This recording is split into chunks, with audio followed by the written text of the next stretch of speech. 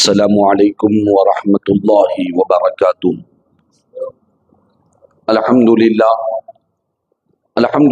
رب العالمین، والصلاة والسلام علی سید الانبیاء والمرسلین وعلی آلہ الطیبین الطاہرین واصحابہ الاکرمین الافضلین وعلی من والاہم وتبعہم وسار علی نہجہم واستنى بسنتهم إلى يوم الدين، أما بعد فقد قال الله تبارك وتعالى في شان عظمة حبيبه الكريم: أعوذ بالله من الشيطان الرجيم، بسم الله الرحمن الرحيم، إن الله وملائكته يصلون على النبي يا أيها الذين آمنوا صلوا عليه وسلموا تسليما، اللهم صل على سيدنا مولانا محمد وعلى آل سيدنا مولانا محمد وبارك وسلم صلاة وسلاما عليك يا سيدي يا حبيبي يا رسول الله صلی اللہ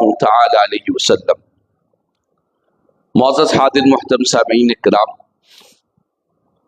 الحمدللہ اللہ رب العزت کے فضل و کرم سے اور پیارے نبی کریم صلی اللہ تعالی علیہ وسلم کے صدقے طفیل سے اور پیارے نبی کے اہل بیت اطہار پنجتن پاک کے وسیلے سے اللہ کا یہ خصوصی انعام ہم پر نازل ہوا کہ آج ہم اس مسجد میں بیٹھ کر شہید اعظم امام علی مقام حضرت سیدنا امام حسین رضی اللہ تعالیٰ عنہ کے ذکر خیر کے لیے یہاں پر جمع ہے۔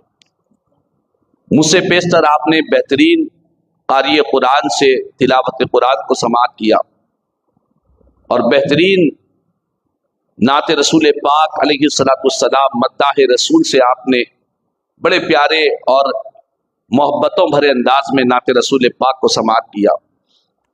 ناظم جلسہ نے بڑے محبت بھرے انداز سے نظامت فرمائی۔ میں مبارکباد دیتا ہوں الصدیق ریفارم فاؤنڈیشن کی طرف سے اور مسجد کے منتظمین کی طرف سے اس عظیم الشان اجتماع پر، اور اللہ پاک سے دعا گو ہوں کہ اللہ پاک اس اجتماع کی برکتوں کو ہماری زندگیوں میں داخل فرمائے اور ہمارے لیے آخرت کی اور جنت میں جانے کا ایک ذریعہ اور وسیلہ بنا دے۔ سب سے پہلی بات، میں تمام وہ حضرات جو تھوڑا دور بیٹھے ہیں ان سے گزارش ہے کہ تھوڑا قریب میں تشریف لا لیں تاکہ اطمینان کے ساتھ آپ بھی اطمینان میں رہیں، میں بھی اطمینان میں رہوں۔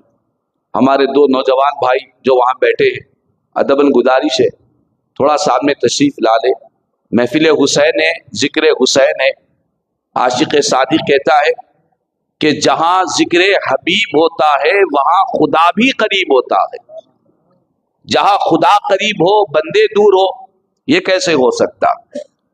جہاں ذکر حبیب ہوتا ہے وہاں خدا بھی قریب ہوتا ہے۔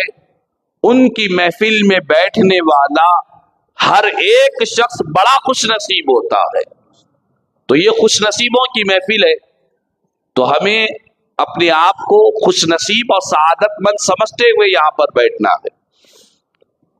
معزز حاضر محترم سامعین کرام، آئیے کچھ سننے اور سنانے سے قبل ہم اور آپ مل کر انتہائی عقیدت اور محبت کے ساتھ حضور آقائے نامدار سرور کون و مکان سارے عالمین کے مختار، مدینے کے تاجدار، مکے کے سردار، سید الابرار، جن کی رفتار سبحان الذی اسرا، جن کی گفتار وما ینطق عن الہوی، جن کی رفعت و بلندی ورفعنا لک ذکرک، جن کا رخ زیبا والضحا، جن کی زلف عنبری واللیل اذا سجا، جن کی حیات مبارک لعمرک، اللہ کے حبیب، انبیاء کے خطیب، زخم خوردہ انسانیت کے طبیب، حضور سیدنا احمد مجتبی محمد مصطفیٰ صلی اللہ تعالی علیہ وسلم کی بارگاہ میں ایک مرتبہ محبت اور عقیدت کے ساتھ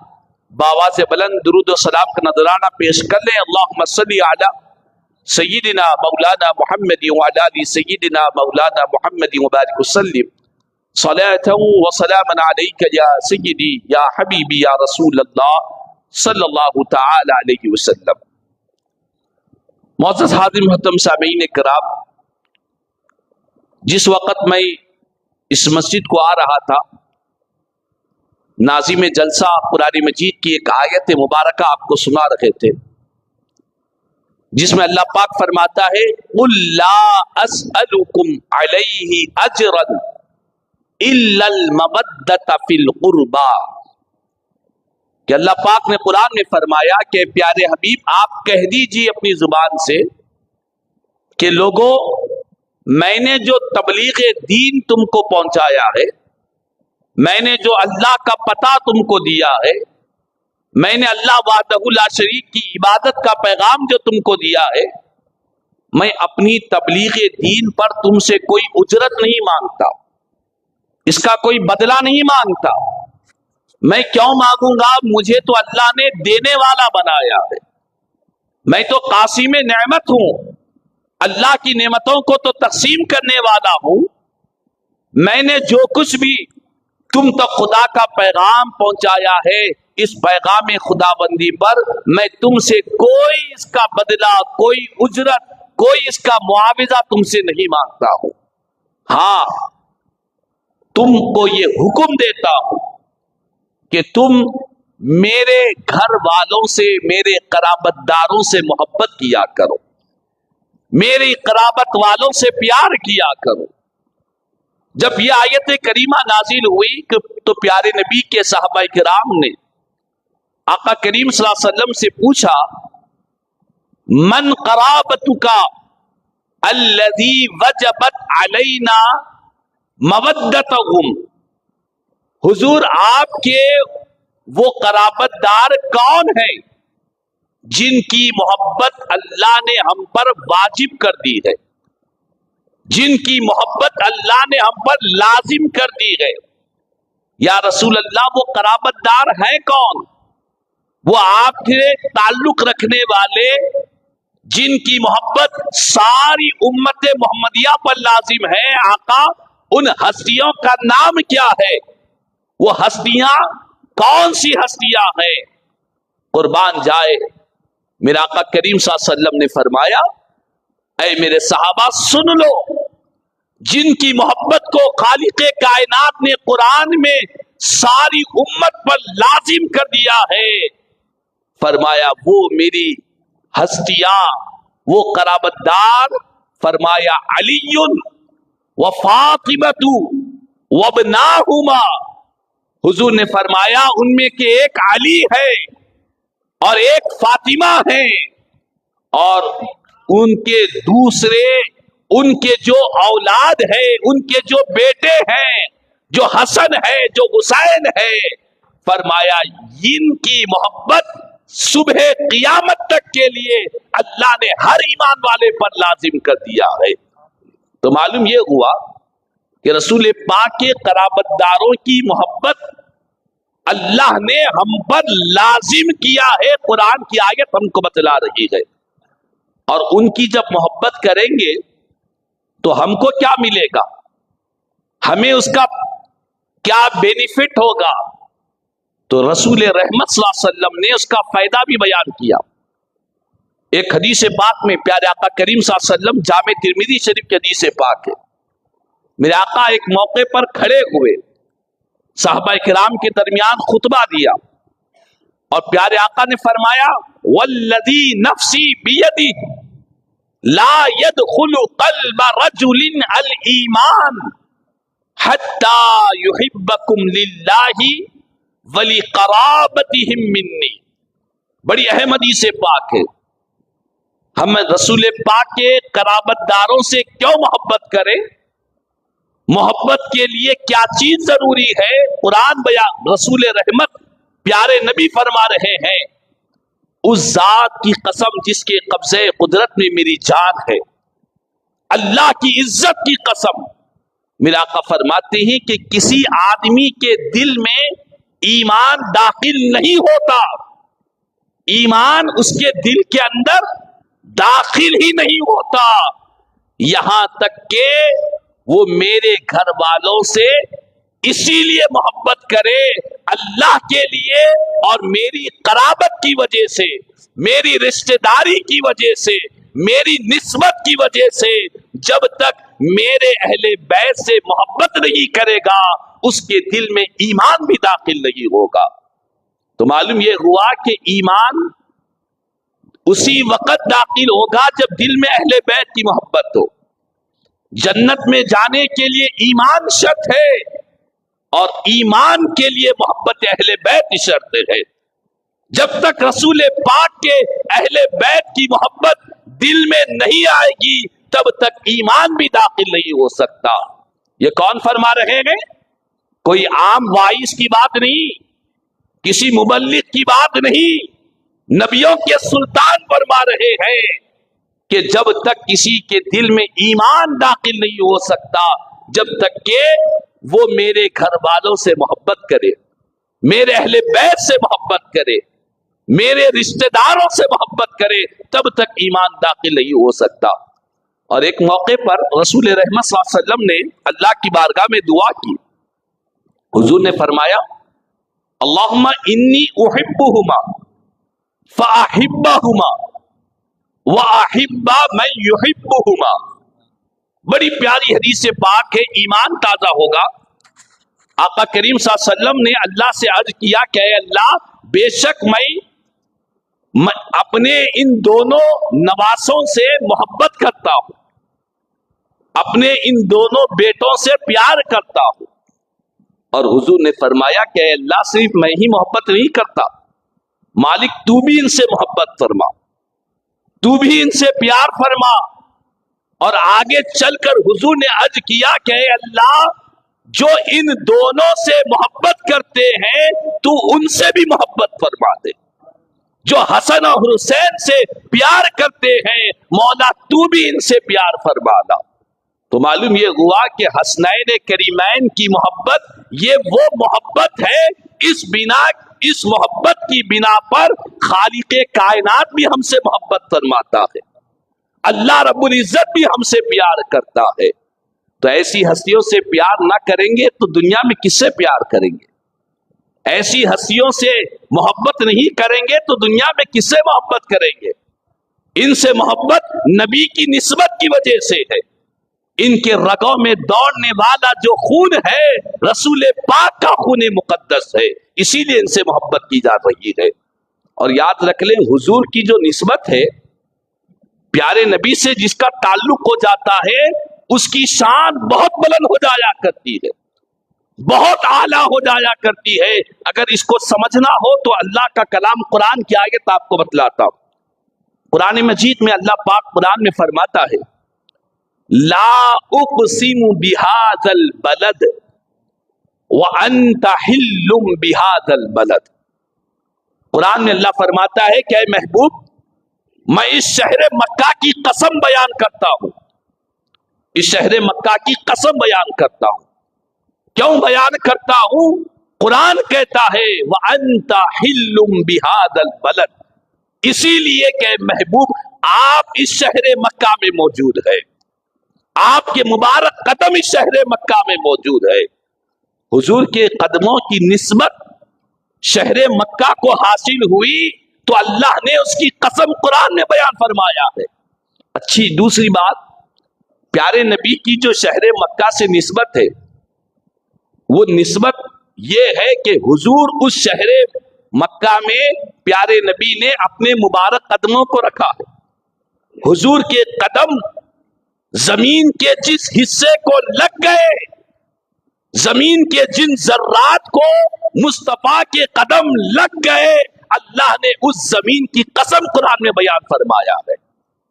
حضور کے قدم مبارک جب زمین پر ہوتے، کبھی نالین کے ساتھ ہوتے، کبھی بغیر نالین کے ہوتے، کبھی نالین شریف پہن کر حضور شہر مکہ میں چلتے، کبھی بغیر نالین شریف کے۔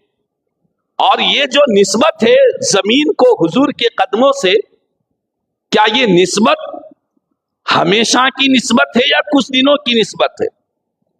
کیا وہ زمین کے ذرات حضور کے قدموں کے اندر داخل ہو گئے یا قدموں سے چمٹے.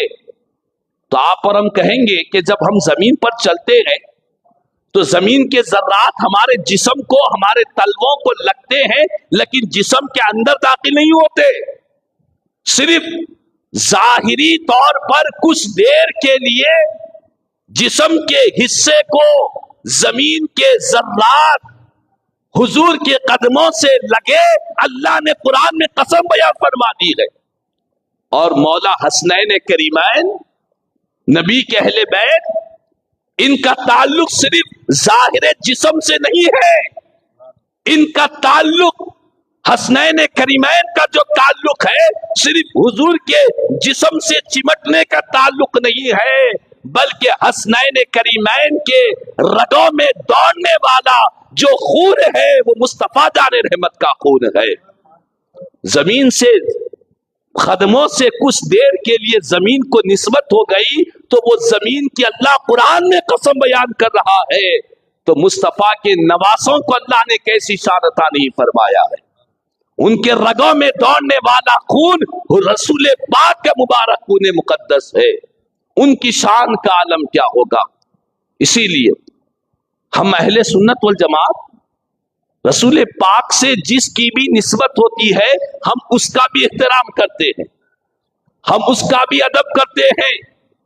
حضور کی نسبت شہر مکہ سے ہوئی تو مکے کی محبت ہمارے سینوں میں، پیارے نبی کی نسبت شہر مدینہ سے ہوئی تو مدینے کی محبت ہمارے سینوں میں، اور پیارے آقا کے قدم مبارک مدینے کی سرزمین پر لگے تو سرزمین مدینہ بھی ہمارے لیے محبوب بن چکی ہے.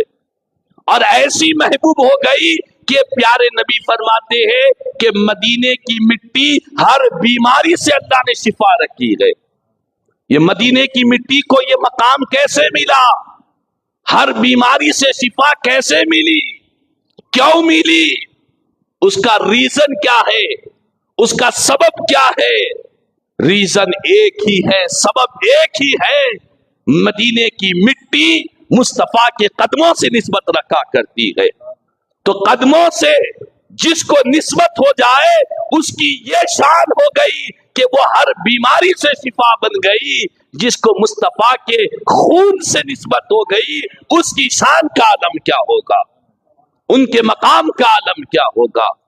اسی لیے ہم اہل سنت سرکار سے جس کو نسبت ایک لمحے کے لیے بھی اگر حضور سے نسبت مل گئی وہ بھی ہمارے لیے قابل احترام ہے. پیارے نبی مدینے پاک کی مٹی پر قدم مبارک رکھ کر چلتے، قدم مبارک رکھ کر چلتے تو کیا ساری مدینے میں جہاں جہاں زمین ہے کیا ہر مقام پر حضور نے اپنا قدم رکھا؟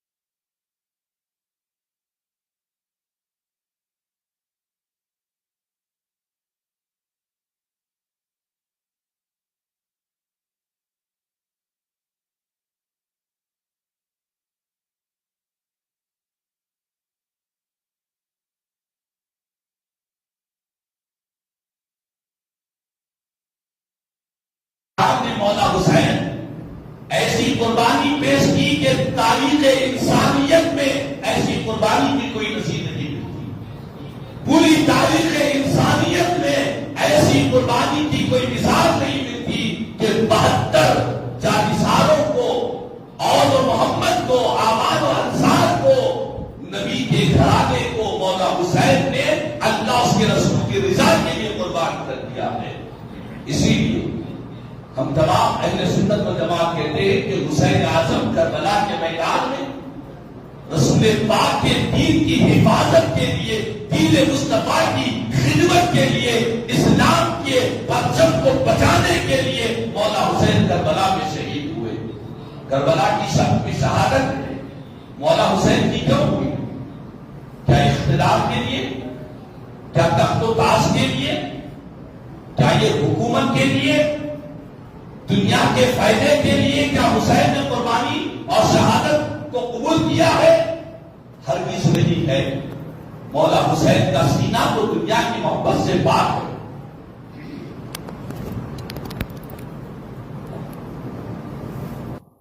ایک مرتبہ درود پاک پڑھے، اللہم صلی علی سیدنا مولانا محمد وعلی آل سیدنا مولانا محمد وبارک وسلم صلاۃ و سلام علیک یا سیدی یا حبیبی یا رسول اللہ صلی اللہ علیہ وسلم۔ حسین اعظم کا سینہ دنیا کی محبت سے پاک، دنیا کے اقتدار کی لالچ سے پاک۔ نہ حسین کے سینے میں دنیا کی محبت، نہ حسین کے ساتھ کربلا میں شہید ہونے والے کسی ایک فرد کے دل میں دنیا کی محبت تھی۔ انہوں نے صرف اور صرف دین کی حفاظت کے لیے کربلا میں اپنی جانوں کا نذرانہ پیش کیا ہے۔ صرف اور صرف دین کی خاطر، اسلام کے پرچم کے خاطر، نانا کے دین کی خاطر مولا حسین نے شہادت کو قبول فرمایا ہے۔ حسین اعظم کے دل میں دنیا کی محبت کیوں آئے گی؟ ایک موقع پر رسول پاک علیہ الصلوۃ والسلام اپنے صحابہ کرام کے ساتھ ایک جگہ تشریف لے جا رہے ہیں۔ راستے میں حضور نے دیکھا کہ ایک بکری کا بچہ ہے، مرا ہوا پڑا ہوا ہے، بدبو آ رہی ہے، اس کے جسم سے گندگی پھیل رہی ہے۔ صحابہ کرام اپنے اپنے منہ پر کپڑا رکھے ہوئے ہیں اس کی بدبو سے بچنے کے لیے۔ میرا آقا کریم صلی اللہ علیہ وسلم نے فرمایا، اے میرے صحابہ، یہ تو بتلاؤ، کیا تم میں سے کوئی شخص ایسا ہے، کیا کوئی تم میں سے ایسا ہے کہ جو اس بکری کی عزت، اس کی وقت، اس کی اہمیت کسی کے دل میں ہے؟ انہوں نے عرض کیا کہ حضور ہرگز نہیں، یہ تو مرا ہوا بدبو آ رہی ہے، ہمارے پاس اس مردہ بکری کی کوئی اہمیت نہیں، کوئی وقت نہیں ہے۔ تو میرے آقا نے فرمایا کہ اللہ کے پاس اس سے زیادہ گری ہوئی چیز یہ دنیا کی محبت ہے۔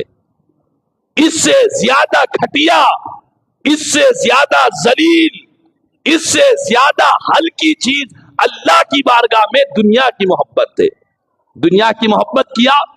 انسان کے دل میں اقتدار، حکومت، سلطنت، بادشاہت، دولت، عزت، یہ جو دنیا کی چیزیں بندے کو خدا سے دور کر دیتی ہے، فرمایا یہ دنیا کی محبت، یہ دنیا کی اہمیت اللہ کے نزدیک اس مری ہوئی، سڑی ہوئی، گلی ہوئی، بدبودار جو بکری تمہارے پاس ہے، اس سے بڑھ کر اللہ کے پاس دنیا کی حقیقت نہیں ہے، دنیا کی اہمیت نہیں ہے۔ تو جس حسین کے نانا نے دنیا کو اتنی ذلیل کہہ کر بیان کیا، دنیا کی حقیقت کو مردار بکری سے زیادہ گری ہوئی کہہ کر بیان کیا، کیا وہ حسین دنیا کے لیے کربلا کے میدان میں اپنی جان کا نذرانہ پیش کریں گے؟ جس حسین کے نانا نے کہا کہ اگر دنیا کی اہمیت اللہ کے پاس ایک مچھر کے پر کے برابر ہوتی، مچھر نہیں، ایک مچھر کے پر کے برابر بھی اگر دنیا کی اہمیت ہوتی اللہ کے پاس، تو اللہ پاک کسی کافر کو ایک گھونٹ پانی کا بھی نہیں عطا کرتا۔ یہ حضور نے فرمایا ہے، نبیوں کے سلطان نے فرمایا ہے، جن کو اللہ نے جنتی جوانوں کی سرداری عطا کی ہے، کیا وہ دنیا کی محبت کے لیے اپنی جان کو قربان کریں گے؟ میرے آقا نے فرمایا کہ اگر کسی کو جنت میں ایک کونا مل جائے، ایک تھوڑی سی جگہ مل جائے، جنت میں کسی کو اتنا کونا اگر مل گیا تو اتنا کونا مل جانا دنیا سے اور دنیا میں جتنی چیزیں ہیں سب سے بہتر جنت کا اتنا حصہ ہے، جنت کا اتنا ٹکڑا ہے ساری دنیا سے بہتر ہے۔ اور مولا حسین کو کیا جنت کا کونا ملا؟ کیا جنت کا ایک حصہ ملا؟ نہیں، مولا حسین کو اللہ نے جنتی جوانوں کی سرداری عطا فرمائی ہے۔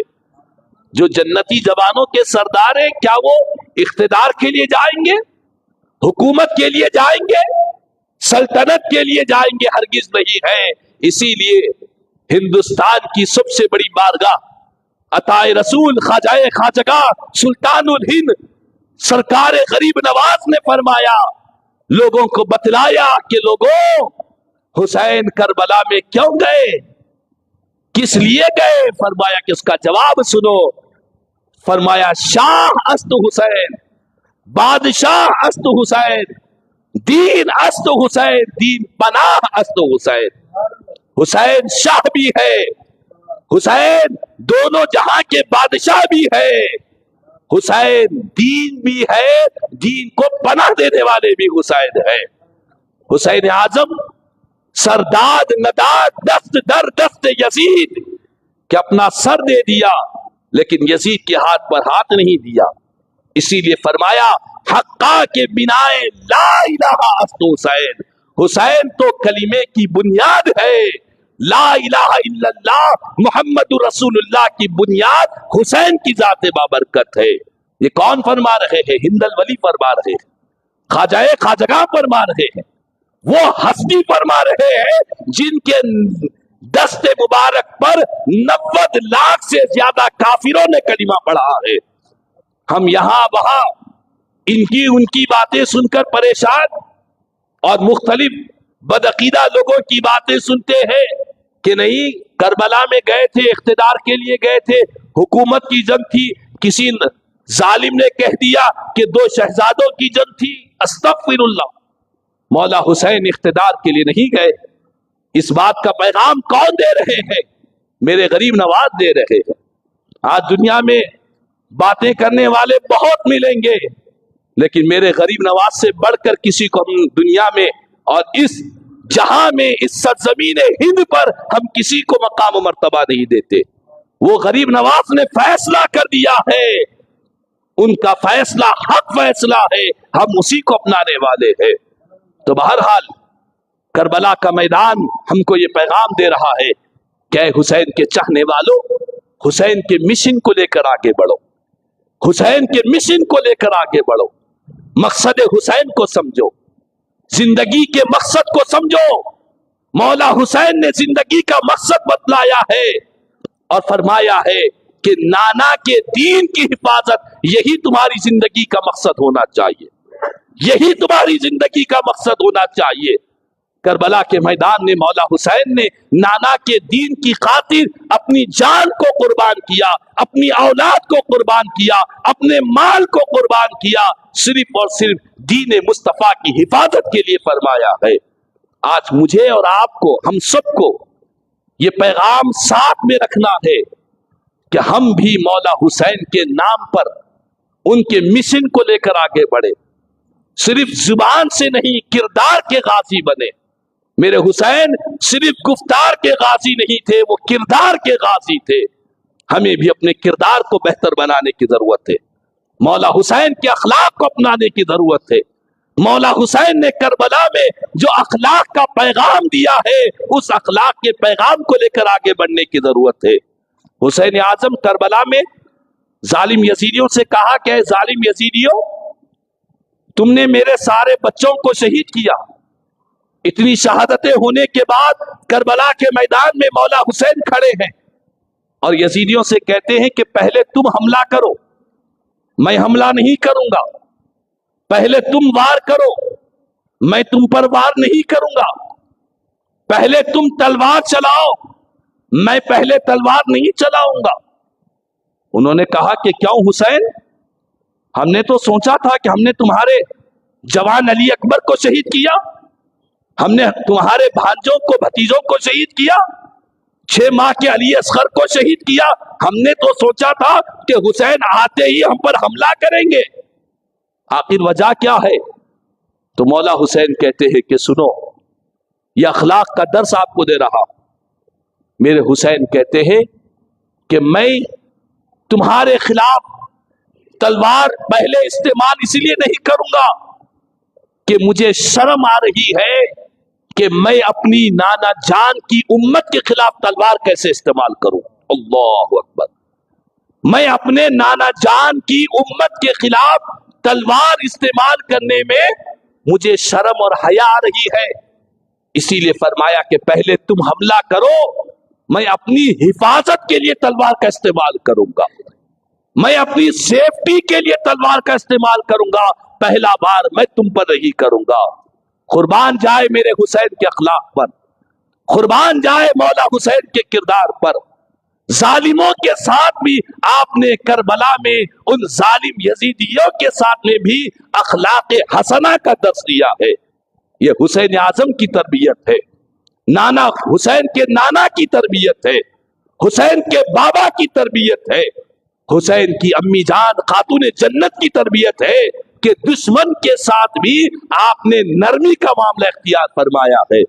لیکن آج ہم اپنے معاشرے کو دیکھتے ہیں، ہمارے پاس حالات اتنے بدتر ہوتے چلے جا رہے ہیں، کوئی ذری سی بات سے ہم سے ناراض ہو گیا، ہم تو اس سے اپنا رشتہ ہی توڑ لیتے، کوئی ہم کو گالی دیا، ہمیں فوراً اس کے اوپر اتنا غصہ کہ ہم چاہتے ہیں کہ اس کو زمین سے مٹا دے، اس کو نیست و نابود کر دے۔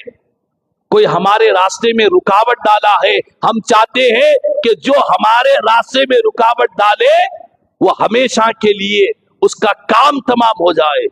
یہی حالات ہو رہے ہیں آج ہمارے شہر حیدرآباد میں۔ کیا ہو رہا ہے؟ آئے دن قتل کے واقعات، لڑائی جھگڑے کے واقعات، مار پیٹ کے واقعات، اخلاق ختم ہو چکے، صبر ختم ہو گیا، برداشت ختم ہو گئی، گھروں میں، عورتوں میں، مردوں میں، بچوں میں صبر، برداشت، نرمی کرنا یہ ختم ہو چکا ہے۔ آج چھوٹی چھوٹی باتوں پر لڑائی جھگڑے، معمولی باتوں پر لڑائی جھگڑے، اور کرنے والے کون؟ یہ مرڈر کے کیسز میں، قتل کی وارداتوں میں یہ کرنے والے کی عمر کیا ہے؟ کوئی 17 سال کا بچہ، کوئی 18 سال کا بچہ، کوئی 20 سال کی عمر کا بچہ۔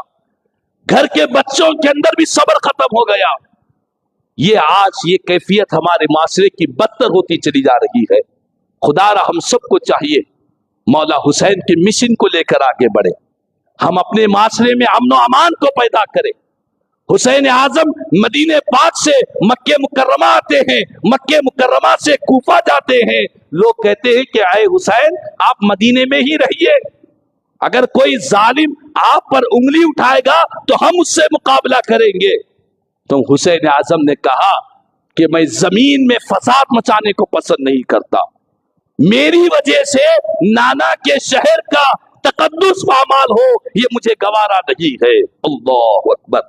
میرے حسین نے امن کا پیغام دیا ہے، امن کے علمبردار حسین کی ذات بابرکت ہے، سچائی کے صداقت کے پیکر علمبردار حسین کی ذات بابرکت ہے۔ اسی لیے عاشق سعدی کہتا ہے مٹی میں مل گئے ارادے یزید کے، مٹی میں مل گئے ارادے یزید کے، لہرا رہا ہے آج بھی پرچم حسین کا، حسین کا پرچم آج بھی لہرا رہا ہے ہر مومن کے سینے میں، ہر ایمان والے کے سینے میں حسین کا پرچم لہرا رہا ہے۔ اب ہم کو چاہیے کہ مولا حسین کے اس پرچم کو، اس کو اپنائیں، اس پرچم تلے حسین کی زندگی کے مقصد کو سمجھے۔ مولا حسین نے زندگی میں یہ پیغام دیا ہے کہ لوگوں اپنی ذات کے لیے نہ جیو، نانا کے دین کی حفاظت کے لیے جیو۔ جو دین کی حفاظت کے لیے جیتا ہے اور اسی حفاظت میں مرتا ہے وہ مر کر بھی زندہ رہا کرتا ہے۔ یار کی مرضی کے تابع یار کا دم بھر کے تو دیکھ، عرض مطلب کر کے تو دیکھا، ترک مطلب کر کے تو دیکھ، یار تیرا ہے تو پھر تیری ہے ساری کائنات، یار تیرا ہے تو پھر تیری ہے ساری کائنات، سب کو اپنانے والے ایک اس کو اپنا کر کے تو دیکھ، موت خود بن جائے گی تیرے لیے ایک زندگی، موت خود بن جائے گی تیرے لیے ایک زندگی، زندگی پہ مرنے والے زندگی میں مر کے تو دیکھ، زندگی پہ مرنا اور ہے، زندگی میں مرنا اور ہے۔ مولا حسین نے یہی پیغام دیا ہے۔ تو بہرحال انہی چند باتوں کے ساتھ آپ تمام کو دل کی گہرائیوں سے اس اجتماع پر مبارکبادی پیش کرتا ہوں، اور ہمارے محترم جناب زبیر صاحب، ہمارے ہر دل عزیز، جن کی محنتوں سے، قد و کاوشوں سے، ان کے رفقا کے ساتھ آپ یہ جو دین اسلام کی خدمت اور اللہ اس کے رسول کے پیغامات دنیا بھر تک پہنچانے کی کوشش کر رہے ہیں، یہ بہت مستحسن اور بڑا پیارا محبوب عمل ہے۔ یہ حسین اعظم کا مشن کا ایک اہم حصہ ہے۔ ہم سب کو بھی چاہیے کہ دین مصطفیٰ کی حفاظت کے لیے، اس دین کو پھیلانے کے لیے، اس کو عام کرنے کے لیے ہماری تمنا ہے کہ ہم قیامت کے دن حسین کے ساتھ رہے۔ اگر قیامت کے دن مولا حسین پوچھے ہم سے کہ میں نے تو نانا کے دین کے لیے اپنی گردن کو کٹا دیا تھا، تم نے نانا کے دین کے لیے کیا کیا ہے؟ تم نے کیا کیا ہے؟ کیا تم نے اس دین کے لیے اپنا وقت لگایا، اپنی آل اولاد کو لگایا، اپنی دولت کو لگایا؟ کل حسین اعظم قیامت کے دن ہم سے پوچھیں گے تو ہم کیا جواب دیں گے؟ حسین کے نانا ہم سے پوچھیں گے کہ میرے نواسے نے دین کے لیے اپنے گھر کو لٹا دیا، خاندان نبوت کے بچوں کو شہید کروا دیا، تم نے کیا کیا؟ اگر حسین کے نانا ہم سے پوچھیں گے تو ہم کیا جواب دیں گے؟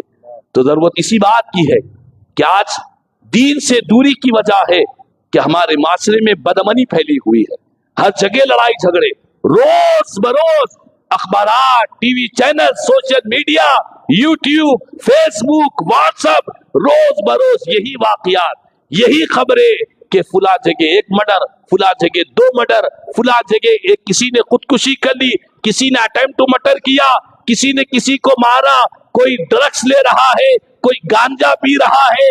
یہ حالات ہمارے معاشرے کی ہو چکی، یہ حالات ہمارے معاشرے کی ہو گئی۔